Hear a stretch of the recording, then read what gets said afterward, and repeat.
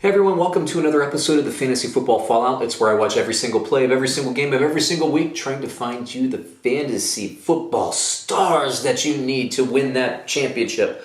And maybe win some money, I don't know, you tell me. Today I'm going to be talking about Denver versus Green Bay.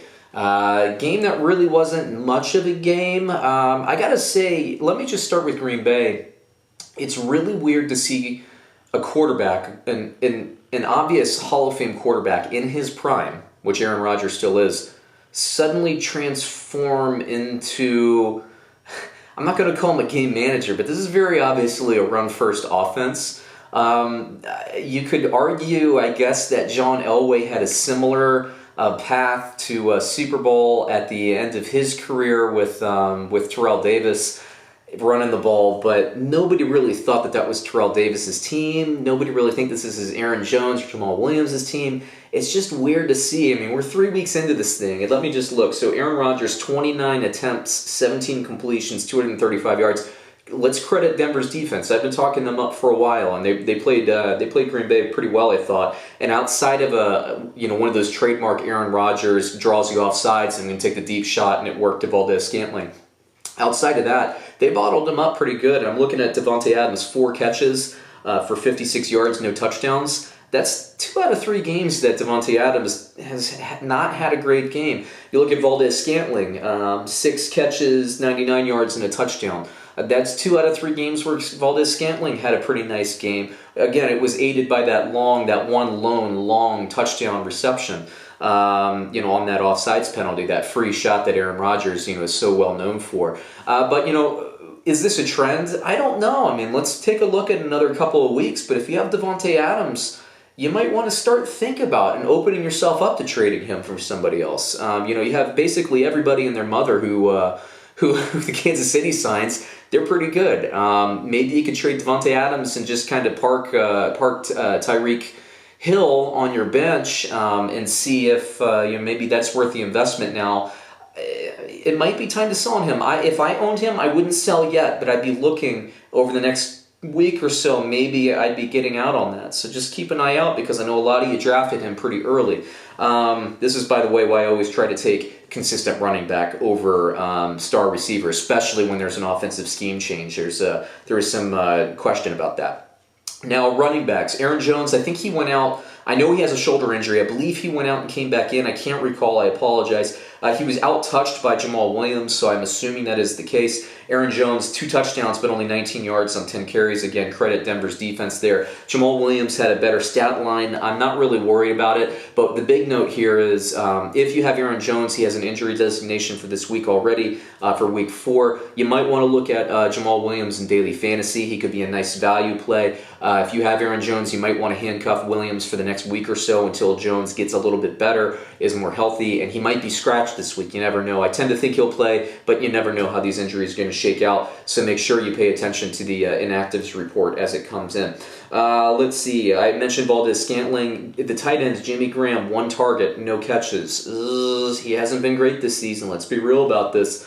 This to me is an offense that is all about the run. They have a Hall of Fame quarterback in his prime, so I know that they can throw the ball. But hey, they're 3-0, and I think this is based on Green Bay's ability to play defense and run the clock out. They haven't had to unleash Aaron Rodgers, and you know that he can when it's time to. So I'm not worried about Aaron Rodgers. I'm not ready to sell yet on Davante Adams, but hey, keep an eye out. This is a situation to watch closely. Now, Denver, I think what we've seen is Denver has found its identity. Beyond starting every game slow this season, which they have, I think it takes a while. I can't remember the guy's name, but the offensive coordinator, I think it takes him a while to really get in the groove of thing. I think they're really good at halftime adjustments. They played much better in the second half. In fact, if you could take the Miami Dolphins' first half team and the Denver Broncos' second half team, you might have a 3-0 team, believe it or not. Instead, you have 2 0-3 teams because you have to play 4 quarters. You have to play 2 halves. Denver, their identity is basically let Royce Freeman and Phillip Lindsay do their thing. This is the second week in a row against, again, another tough defense this week in Green Bay. They played Chicago last week. Phillip Lindsay, 21 carries, 81 yards, just under 4 yards per carry. Royce Freeman, above 4 yards per carry this week. Phillip Lindsay found the end zone twice, and they were both heavily targeted in the passing game, both 5 targets between them and 4 receptions. This is a team now that is going to be using the screen game quite a bit and the run game quite a bit. And with 2 good running backs, there's no reason not to. The surprise, I think, this week, and again, let's credit Green Bay's defense, is Emmanuel Sanders didn't really do that much this week. He only had 4 targets and 2 receptions. Not great. Cortland Sutton had 8 targets, 5 receptions. A better game from him. And let me say this. I've been talking up Noah Fant both in my guide and this season, early this season. I'm selling on Noah Fant, okay? I'm just going to chalk this up to me being wrong. At this point, from what I'm seeing, Denver's coaching staff is a little annoyed and irritated at the lack of development. The opportunity is there in this offense. The tight end can do well in this offense, but you're starting to see Heuerman come in a little bit more. Noah Fant, we saw another fumble.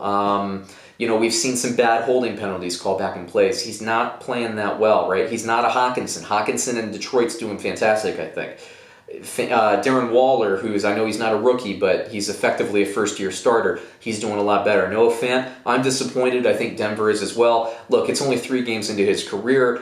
I'm sure he can rebound from it, but, daily fantasy, I'm out on him. I'm not going to spend any money on him. If you're in a fantasy league and you have him as a starter, get somebody else. There's enough out there on the bench. You might even still be able to get Austin Hooper, who finally got in the end zone. Who could have predicted that? Who could have predicted 2 touchdowns for Austin Hooper? Anybody? This guy. That's why you got to watch these fantasy football fallouts and the fantasy football previews. But let me say this, again, just kind of summing up the whole thing here. Let's be careful. Let's wait and see on Davante Adams. He might want to be a seller, but let's wait and see. And then, as we move forward in Denver, I think it's Royce Freeman and Phillip Lindsay, a heavy dose of those. And I do think Emmanuel Sanders, I think this is a fluke game. Emmanuel Sanders is very, very good. He'll be back moving forward. I'd like to see Denver come out maybe a little bit more aggressive. I'd like to see them play stronger in the first half. This team is a good team. Things will get moving. I think they'll get moving in the right direction. Unlike Miami, who I think is going to have a tough full season, I do think Denver will rebound. I think the defense is playing stronger, and I think the offense will catch up to that defense too as we move forward into the season. So there you go. There's another episode. Please like us, comment. If you agree or disagree, if you're a big fan or an expert of Denver or of Green Bay, let me know. Let me know what you agree or disagree with, and I'll be interactive. Please subscribe to our videos. That's how we grow our channel. And the more we grow, the more cool content we can put out there for you too. The more reactive stuff, the more analysis we can put out for you. The more personalities we can bring into this Underdog TV channel as well. So there you go. Subscribe over here on the bottom right or in the upper left, the red button or the logo, and then we have a playlist in the upper right-hand side for you as well. Until next time, thank you very much.